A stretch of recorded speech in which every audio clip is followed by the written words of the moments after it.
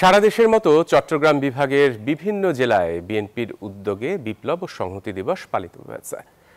এ উপলক্ষে বিকেলে বান্দরবান শহরের রাজার মাঠ থেকে এক বর্ণাঢ্য শোভাযাত্রা বের হয়। পরে শোভাযাত্রাটি শহরের বিভিন্ন সড়ক প্রদক্ষিণ করে শহীদ আবু সাঈদ মুক্ত মঞ্চে গিয়ে শেষ হয়। পরে সেখানে এক সংক্ষিপ্ত সমাবেশের আয়োজন করা হয়।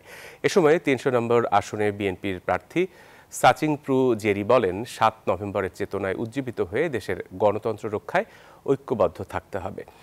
এদিকে খাগড়াছড়িতে যথাযোগ্য মর্যাদায় পালিত হয়েছে দিবসটি। বিকেলে একটি র্যালি চেঙ্গি স্কয়ার মোড় থেকে শুরু হয়ে মুক্ত মঞ্চের সমাবেশে মিলিত হয়।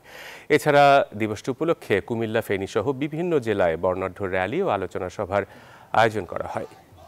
দেশ আজকে একটি নতুন দিগন্তের দিকে এগিয়ে যাচ্ছে। আমরা আশা করি এই দিবস বাংলাদেশের মহান স্বাধীনতার পর প্রকৃতভাবে প্রিয় মাতৃভূমি পৃথিবীর মানচিত্রে অবস্থান করার মধ্যে দিয়ে এই দিনটি আমরা উদযাপন করছি।